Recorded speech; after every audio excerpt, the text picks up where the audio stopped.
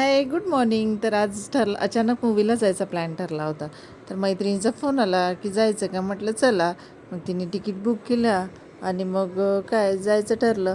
आणि मग त्याच्यामुळं घरातली सगळी पटापट कामं आवरली, स्वयंपाक वगैरे करून घेतला. आणि मुलांना घरीच ठेवून जायचं होतं म्हणून त्यांच्यासाठी मग लाडू बनवायला घेतले.